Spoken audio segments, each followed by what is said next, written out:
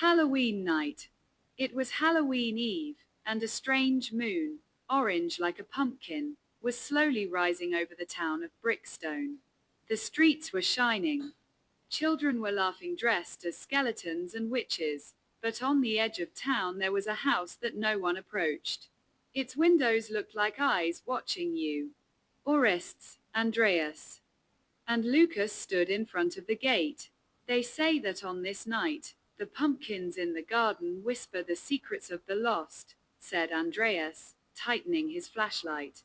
If they whisper, let's listen to them, replied Orestis, who always played the brave one.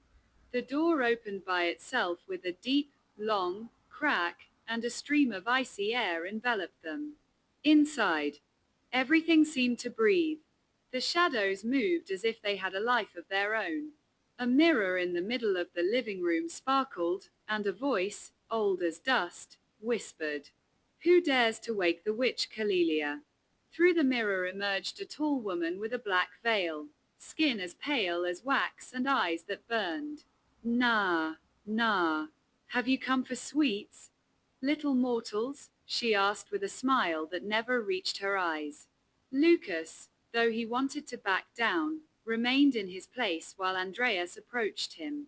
But Orestis spoke, though his voice trembled. "No, we came to find out if it is true that your pumpkins whisper at night." Kalelia laughed, a laugh that sounded like the sound of broken glass. "Do you want to know? Then prove your courage. The pumpkin light has been lost in the Garden of Souls. If you don't bring it back before midnight," her gaze darkened, "the moon will go out, and everyone in your city will become pumpkins in my garden. They will keep me company, whispering prayers and tears to me all year long." "I like that."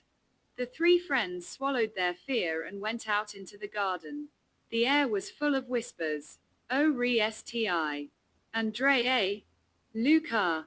The pumpkins were lit and extinguished. The lanterns hung upside down, and a light trembled far away, under the great oak tree. There, a transparent ghost held the flame in its hands. "Are you looking for this?"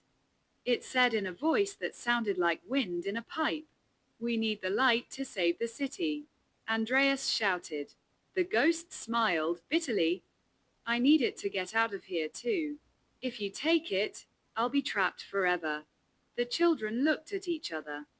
Time was ticking. Kalelia was surely expecting them to be late.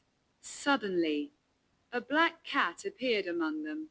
Her eyes glowed green. "Don't waste your time," she whispered.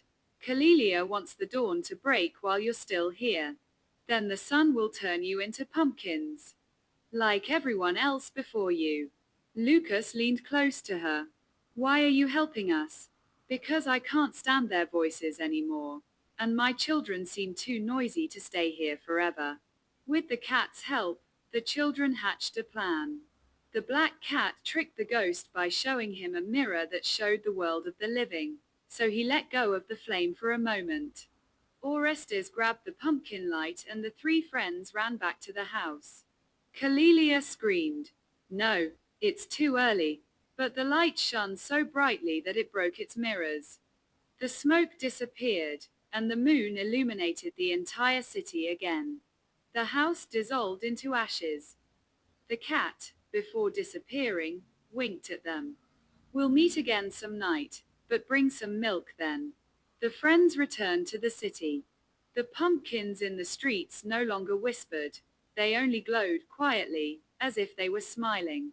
Message of the story: courage and cooperation can break even the darkest spells. Because when you unite your light with that of your friends, no darkness can hold you back. If you like the adventure of Orestis, Andreas, and Loukas, press like before the pumpkins whisper your name to you from the Garden of Souls. Subscribe so you don't miss the next scary story from Paramythic Land. And of course, share the video before the Witch Kalelia shows up to ask you out. Thanks for joining us. Bye.